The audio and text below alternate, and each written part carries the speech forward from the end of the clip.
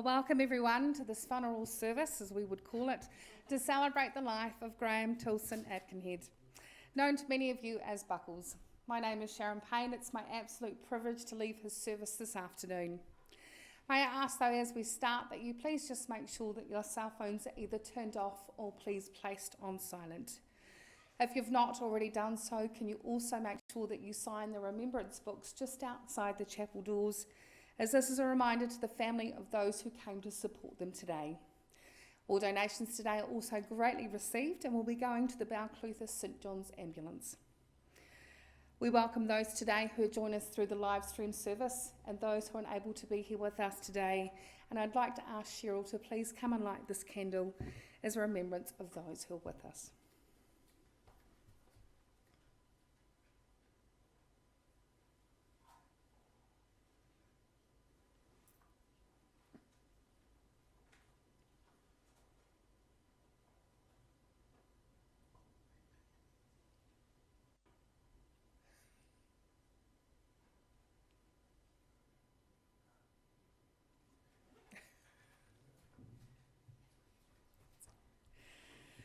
After Graham's service here in the chapel, his family warmly invites you to welcome them in the lounge for refreshments and a chance for you all to share your stories and memories of Buckles with each other.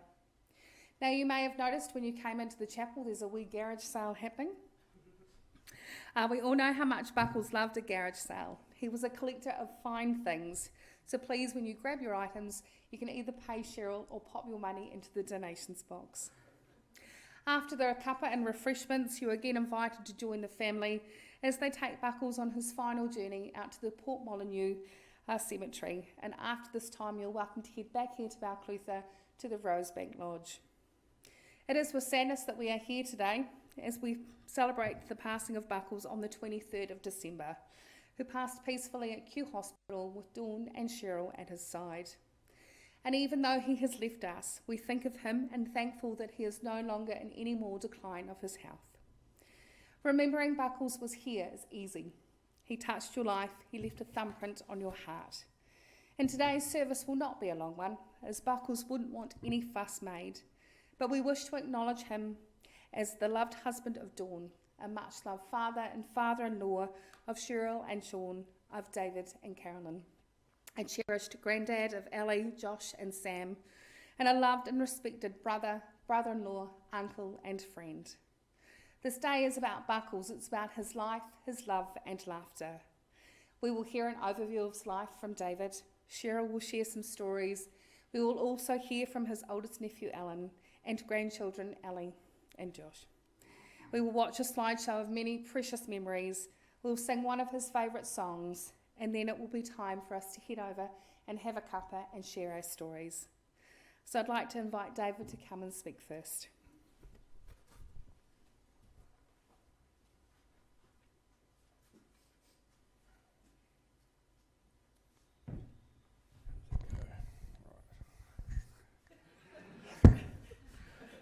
Okay, Graeme Tilson Aitkenhead. Can you hear me? It was a long way down. Graeme Tilson Aitkenhead, or Buckles as he was later known, was born in Balclutha at Norse Moffat's house on James Street on 4th of July 1936. Now we're actually on James Street, so he was born somewhere just up the road. I'm not exactly sure the house. Nita might know exactly where that is. He grew up in, born in 1936 to Mum Eileen and Dad Oswald, the middle of 5 children to siblings Rose, Jim, Russell and Netta. He grew up in Paratai between Balclutha and Kaka Point, and in the shadow of Spring Park, the house at Port Molyneux where his mother had grown up. His parents were dairy farmers and had horses, chickens and a pig. Legend has it that he ate a lot of junk food when he was young, and he was a bit short and became a bit fat, which I actually struggle to believe, but I'm sure that it's true. So back then, Fatty Arbuckles was a famous entertainer, which led to the nickname Buckles, which stuck for life. He attended the local Atanamomo school, just down the road, then South Otago High School. He played rugby for school and club. He rode his horse to school, often with Rose and Jim, his older siblings, on the same horse. He described himself as an average student, but his favourite trick was to wear offcuts of thick woolen mats down his pants, so if he got the cane, which was a regular occurrence, it wouldn't hurt as much. When he was 14, he was milking the cows, and there was a rabbit trap nailed to the wall which they used to restrain the cowtails to stop the cowtails swishing around. One day, however, the nail got a bit rusty and the cow's tail actually pulled the trap off the wall and hit him in the ear. And you can imagine a rabbit trap, the power of that thing whacking on your ear, it's not going to be good. So that resulted in a swollen ear which remained partly swollen for most of his life. After leaving school at 15, he worked on a farm for £3 a week, which is $6 a week. Later, he worked at the local cheese factory, during which he bought his first car, a 1936 Model A Ford, for £65 or $130. He then worked at the freezing works and also did some fencing contracting during the off-season. Later, the fencing work led him and his friend Spinner to buy a post-hole digger, travelling the length of the country fencing. They drove all the way to Northland, apparently via 138 pubs. In his early 20s, he had an accident when he fell badly on a fence post, hurting his lungs, which was diagnosed as tuberculosis. Back then, the treatment was fresh air, so he spent a year recuperating at the sanatorium in Waipiata, including 3 months where he couldn't get out of bed, after which he needed to learn to walk again. One of his biggest loves, other than his amazing wife and kids, was horse racing, and he bred and owned several racehorses, including Storm King and Short Waves. Because of this passion, he took regular trips to the Inter-Dominion Racing Carnival in Australia, and on one of these trips to Melbourne, he met his future wife and my mum, Dawn. Unfortunately, he couldn't afford both horses and a wife, and luckily for me, the wife won. After leaving Waipiata, he started working in pubs and then became a pub manager for the Clutha Licensing Trust, where he managed numerous pubs around the district. He eventually became a permanent manager at the Oak Tree Inn pub in Clinton, and during this period, his 2 children, Cheryl and David, me, were born. In 1976, Graeme and Dawn bought the Leaffield Motels north of Christchurch, where he took up lawn bowls, and as well as looking after the motels, he bought an industrial sewing machine and became a saddler, teaching himself to make a complete range of horse harness such as bridles, halters and covers. Later, he would even bend steel into shape and get it welded to make the buckles. His customers called him Mr. Buckles. 6 years later, the family moved to Christchurch, next to the Riccarton Racecourse. He continued making saddlery, and this period created some of my best memories with him, which was him always making something. He always improvised with the limited resources he had, and never used a power tool. We lived close to the Toyota factory where they assembled Toyota cars, and there was almost an infinite supply of cheap plywood, out of which he made numerous garden sheds, BMX jumps, a table tennis table, and even his giant BMX berm. And to this day, I think I'm the only kid I know to have ever had a BMX berm in his backyard. He made bean bags, table tennis bats, and with a sewing machine, any kind of bag you could imagine.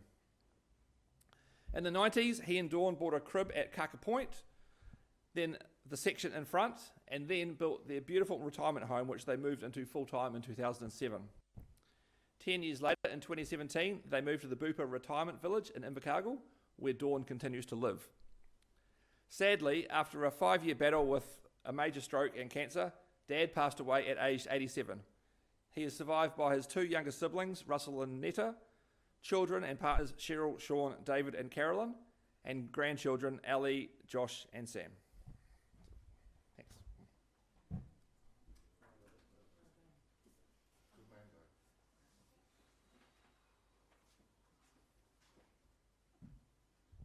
When we think of Granddad, an overwhelming amount of memories we have of him are from the past few years, and it's because of this that neither me or Josh really knew what to say, because it's a hard time to remember a time where he felt normal.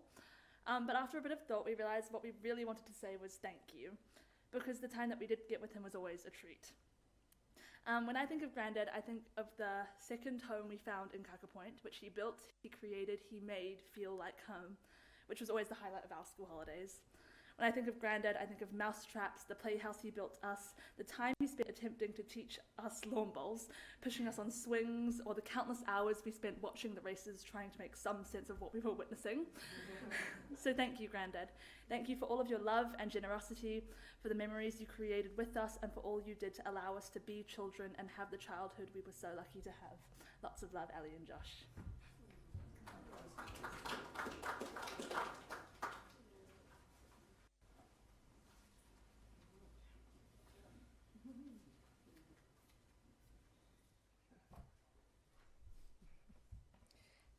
Hello, I'm Cheryl Buckle's daughter. I've already failed the Uncle Morris 3-minute rule on speeches, so if anybody needs a bathroom stop in the middle of this, please feel free. I'll try not to be here for too long. There are so many amazing faces here today. Thank you so much for coming. But if you are here for the free scones, you will be rumbled, and you will be pushed up the property with that broom in true Graeme Aitkenhead style. It has happened. Having said that, welcome. Dad was a man of many hats, most of which were beautifully made by his grandson Josh, and one of which he is actually wearing today. I'll start with the ladies' man hat. Put him near a pretty face and he was on form. He'd be stoked to know he has a gorgeous blonde looking after him today. Thank you, Sharon, for travelling from Invercargill to be with us. While walking around King's Cross one night with Mum in 1972, he was propositioned by a, let's say, lady of the night, who asked if he would like to go alone. He said, "No thank you, I've brought my own." Takes a while. He had the girls from Healthcare New Zealand come to help him morning and night in his last few years, and he would perk up immensely when they appeared, having had a very long day. And I'd like to acknowledge the presence of Karen. Where's Karen? Karen Kent. Hello, Karen. You're amazing over the last few years, and I don't know how we would have coped without you, so bless you. Okay. There was the magician/joker hat. He liked to bet unsuspecting victims $1 that he could make them appear from underneath a table with 2 words. They would duly pay their $1, go underneath a nearby table, and Dad would say the magic words, "Come out." Some took longer than others to actually come out, but he always got his $1 back. One of his favourite party tricks involved said table, laid with crockery on top, something flat, maybe a baking tray on top of that, and then more crockery balanced on top of that. Taking the aforementioned broom, he would whack the baking tray in the hope that it would fly out, leaving the crockery balanced upon itself. Funnily enough, he had little success, and if anyone can tell us about how he could get on the top of doorways with glasses of water, please relay that to us later at afternoon tea. He could also hold the broom in 2 hands, put both feet over it, pull it up behind him without letting go. I never thought he was double-jointed, but if anyone wants to give it a crack, be our guest. One of his favourite stories to tell was of drinking after hours in an unnamed establishment when the local constabulary arrived for a wee raid. Hiding in the loo, Dad was found by the policeman, who asked, "What goes on here?" And Dad replied, "Brill cream, sir."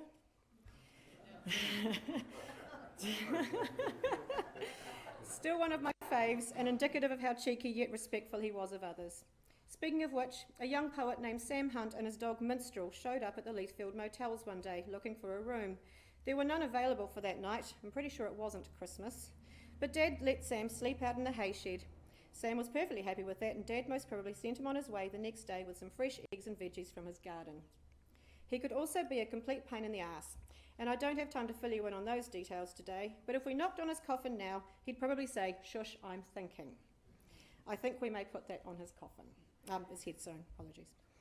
There was the crap gift giver, generous to a fault, in that Mum would receive birthday or Christmas presents in the shape of bottles of alcohol. And seeing as Mum wasn't that much of a drinker, Dad often got the bigger share.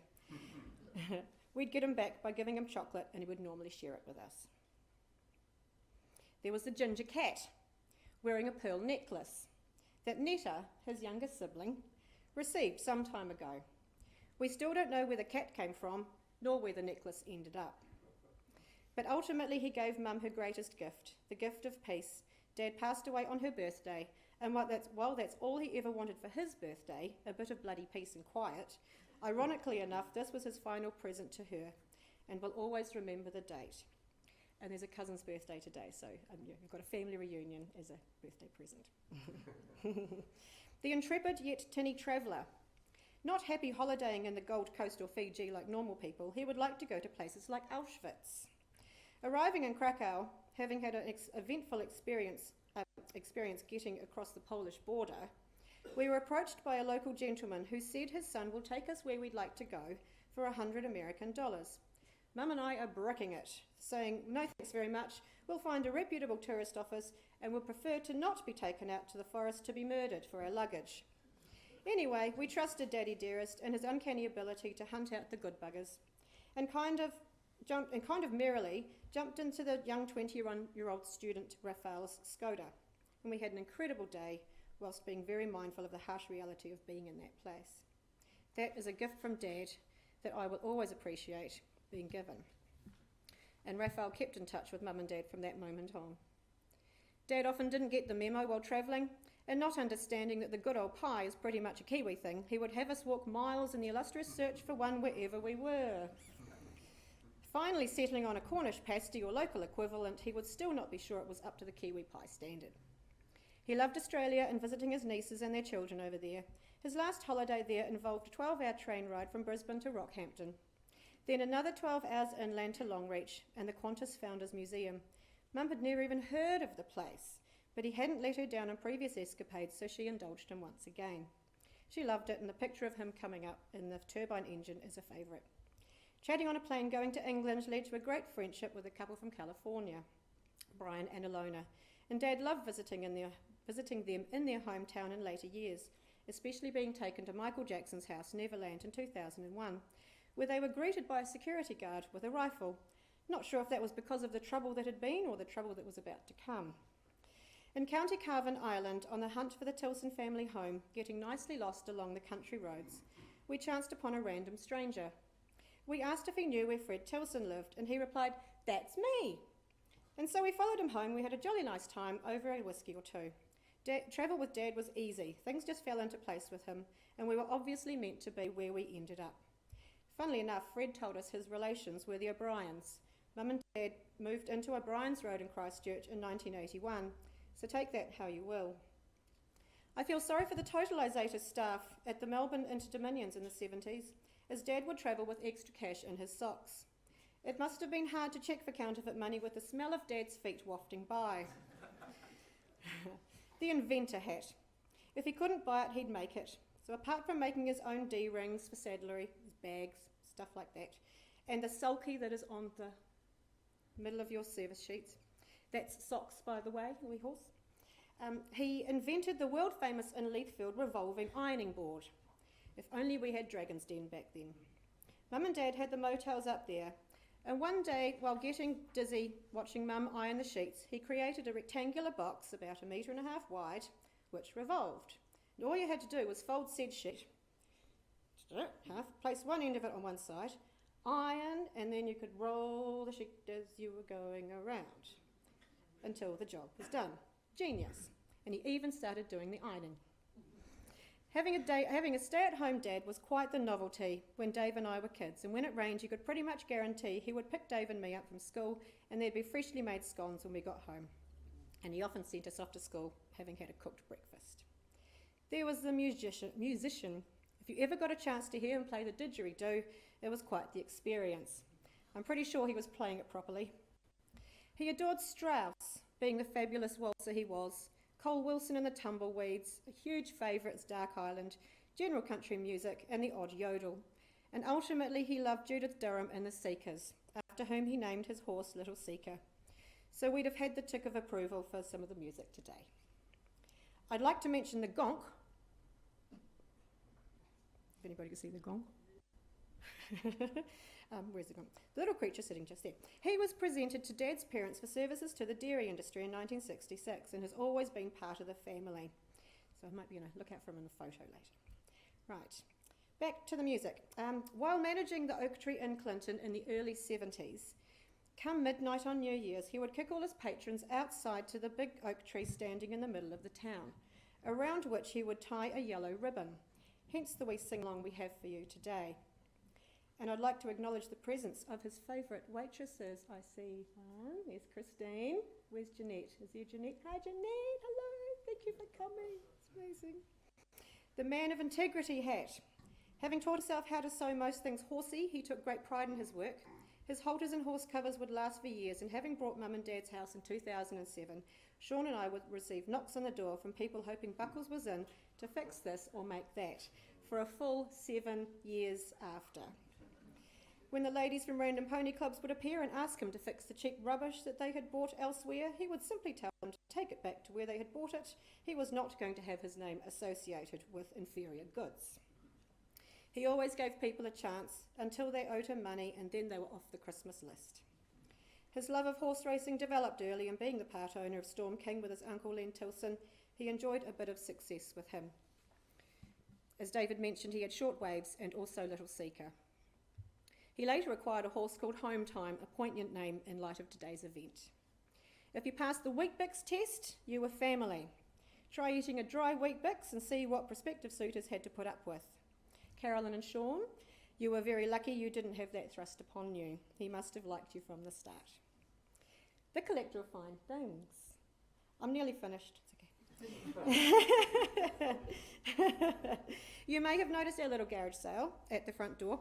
Dad was always one to be up early to see where the best bargains were to be had. He couldn't go past a sign taped to a lamp post without turning around to find the address. He had the incredible knack of filling up a trailer of crap to take to the dump and then returning home with a full trailer of new crap. I still have an Electrolux at home he bought for $5, and it even has a reusable bag, how eco-friendly we were in the 80s, and it still works. The stubborn bugger.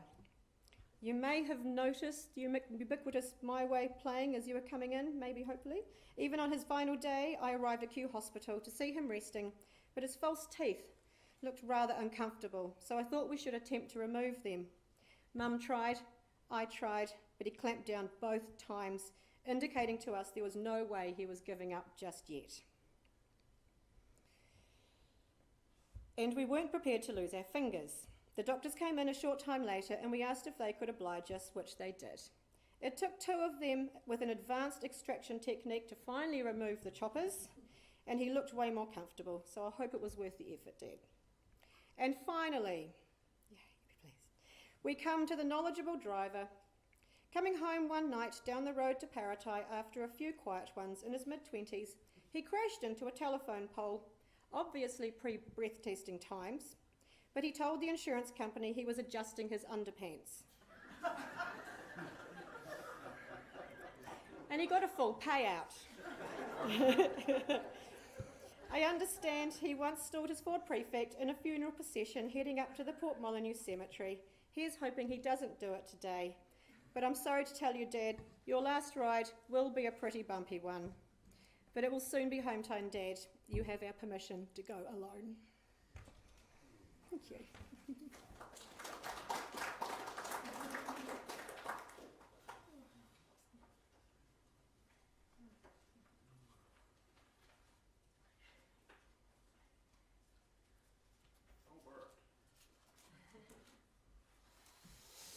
Yeah, it's a bit of a hard act to follow, but anyway.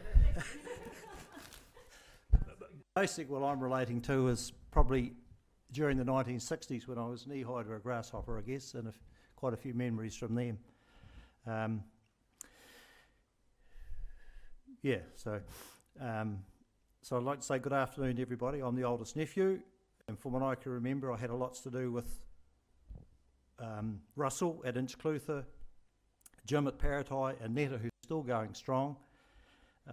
But with Buckles, there were occasions when I was young that a lot of those occasions would be frowned on now by parents and the law. Now, I just have to tell you, you never want to let the truth get in the road of a good story, and I think I'm about 95% correct on most of this information, so we'll give it a crack. The story goes, for my driving education in my younger days, I would sit on his knee in the prefect, apparently, steering the car while he changed the gear, just to be sure that we did get home. But that day, I mustn't have been with him when he hit the power pole. And also, another one of his tricks when I was out with him, he would used to show them how I could smoke 2 cigarettes at once, apparently. So he could probably put me off smoking, I think. Karen, my wife, had heard all about Buckles before I was ever on the scene. This is the true story from the late Jack and Mary Kerwood. Apparently one morning in Bar Street on his wee motorbike, he rocked up the drive, knocked on the door, convinced Mary to cook bacon and eggs for breakfast. So while she was sorting that out, Buckles jumped into bed with Jack and he ate his bacon and eggs in bed for the morning. So.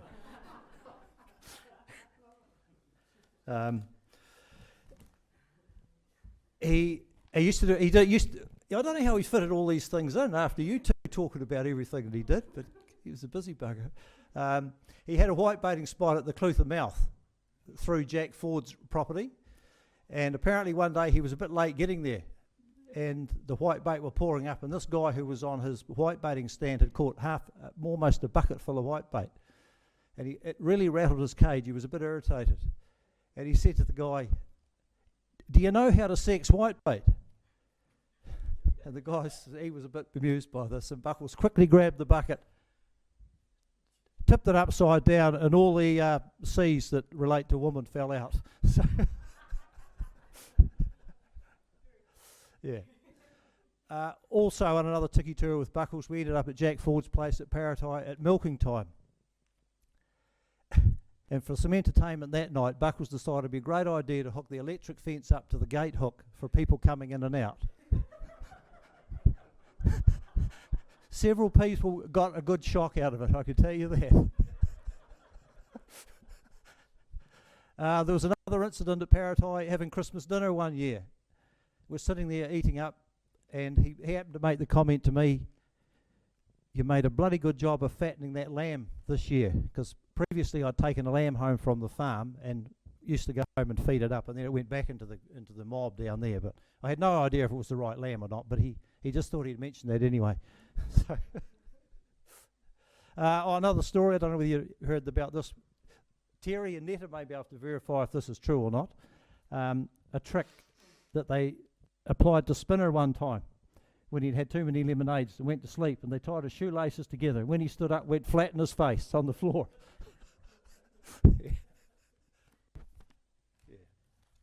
Anyway, the years rolled on. As you heard, he was in hotel management, motel ownership, made various horse-related items, including inventing the bender to make buckles, which at that stage I didn't think was any relation to him, but anyway, he made them for on halters here, and then he was getting them galvanised. Sometime during those early years, he went to Port Chalmers because an American ship was in port. He arrived back with one or two American sailors. You may know about this as well. Do you remember that? On a scenic tour of South Otago and Paratai. From that encounter, he gave me an American dollar, which I still have.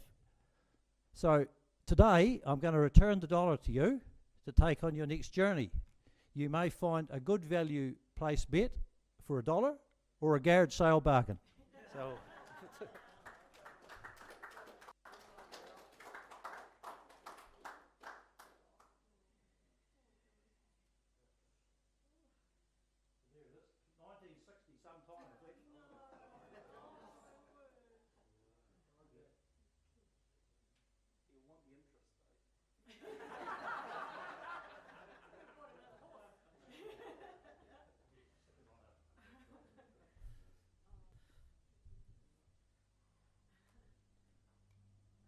So yes, so as you heard, they moved to Kaka Point and then still continued an association there. I helped out for a day or two on building the new home.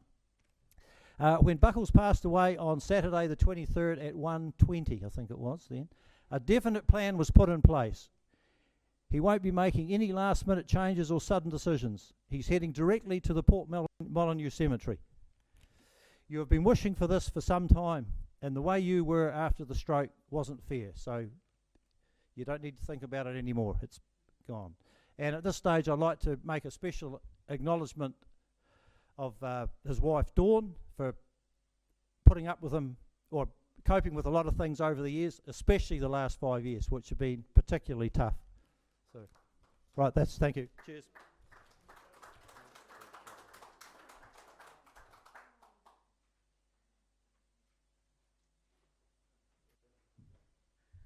Well, thank you everyone for sharing your amazing stories and memories with us all.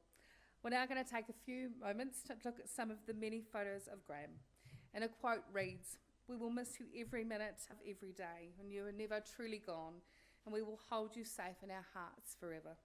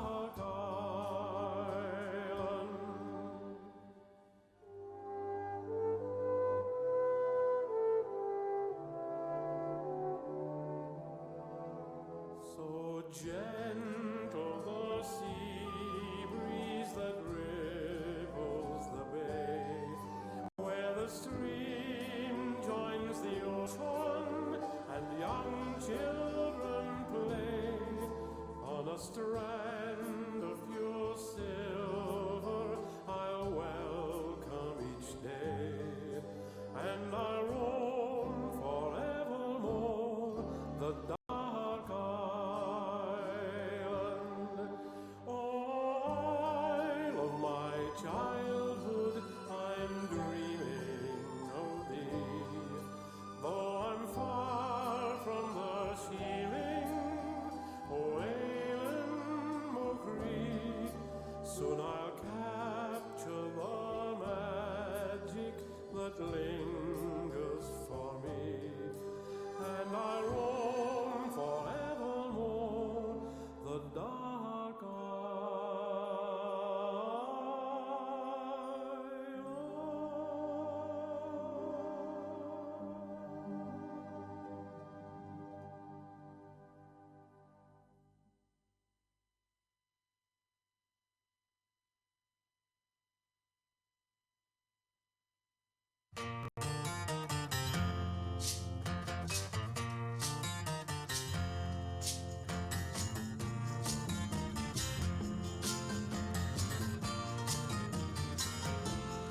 There's a new world somewhere they call the promised land, and I'll be there someday if you will hold my hand. I still need you there beside me, no matter what I do, for I know I'll never find another you. There is always someone for each of us, they say, and you'll be my someone forever and a day. I could search the whole world over until my life is through, but I know I'll never find another you. It's a long, long journey, so stay by my side. When I walk through the storm, you'll be my guide, be my guide.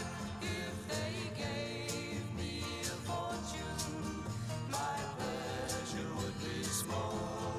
I could lose it all tomorrow and never mind at all. But if I should lose your love, dear, I don't know what I'd do, for I know I'll never find another you.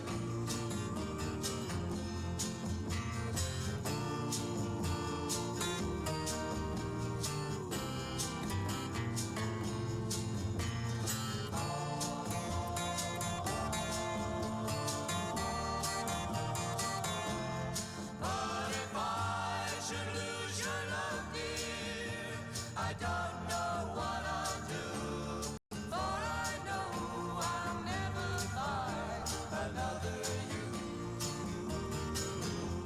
another you, another you.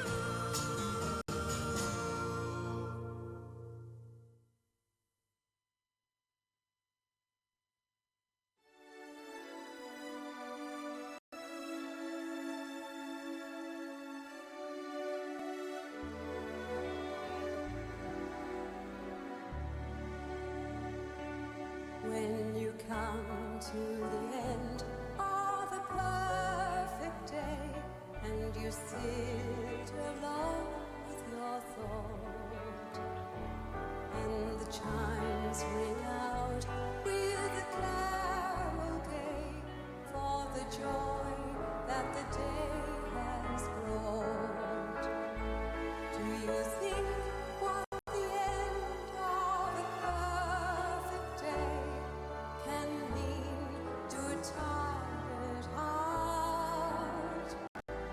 When the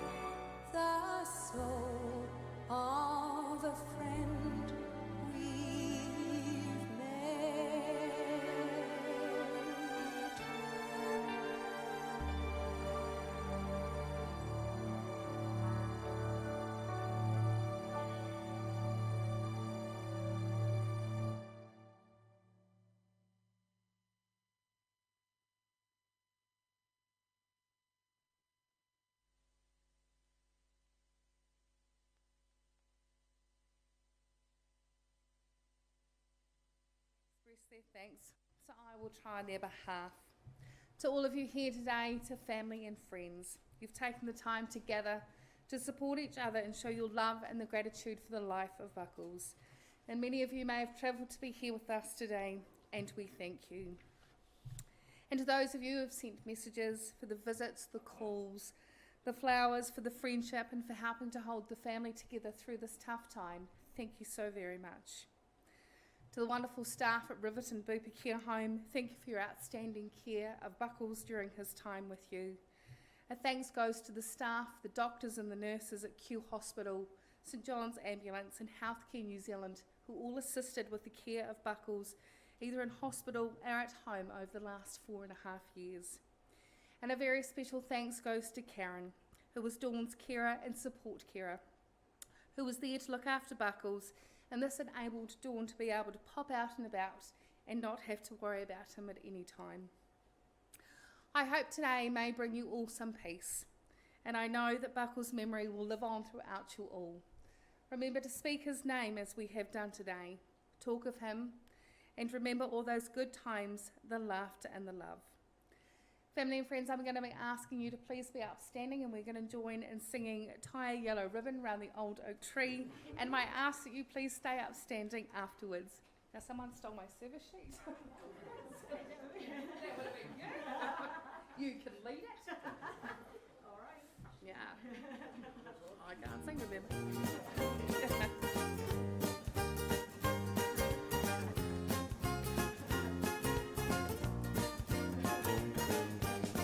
I'm coming home, I've done my time.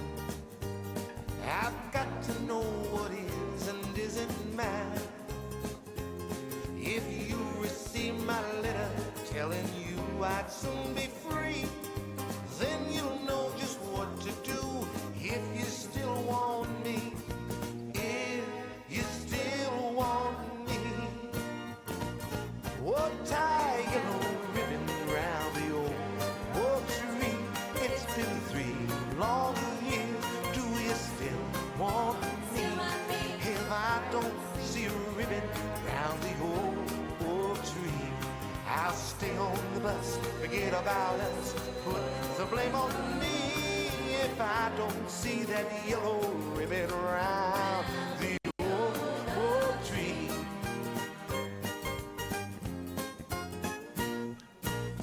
Bus driver, please look for me. I couldn't bear to see what I might see.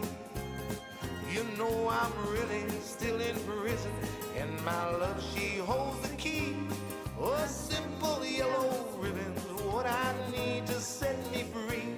I wrote, I told her, please. Oh, tie a yellow ribbon round the old oak tree. It's been 3 long years. Do you still want me? If I don't see a ribbon round the old oak tree, I'll stay on the bus, forget about us, put the blame on me. If I don't see that yellow ribbon round the old oak tree.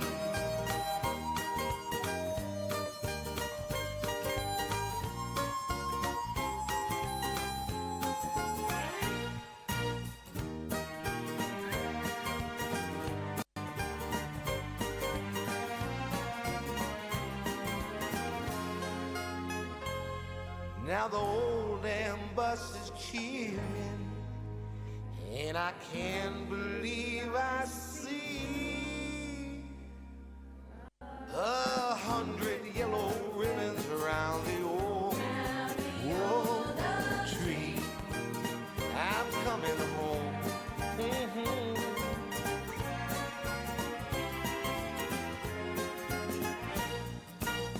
Tie a ribbon round the old oak tree. Tie a ribbon round the old oak tree. Tie a ribbon round the old oak tree. Tie a ribbon round the old oak tree. Tie a ribbon round the old oak tree. Tie a ribbon round the old oak tree. I will leave you with these words. A life well lived of precious gift of hope and strength and grace It's from someone who has made our world a much brighter and better place. It's filled with moments both sweet and sad, with smiles and sometimes tears, with friendships formed and good times shared and laughter throughout the years. A life well lived is a legacy of joy and pride and pleasure, a living, lasting memory our grateful hearts will always treasure.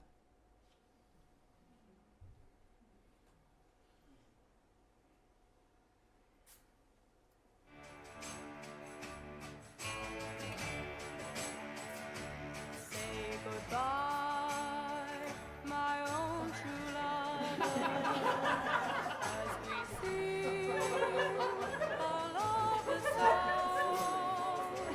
How it breaks my heart to leave you. Now the carnival is gone. High above, the dawn is waiting, and my tears are falling rain. For the carnival is over, we may never meet again. Like a drum, my heart was beating, and your kiss was sweet as wine. But the joys of love are fleeting, for Pierrot and Columbine. Now the harbor light is calling. This will be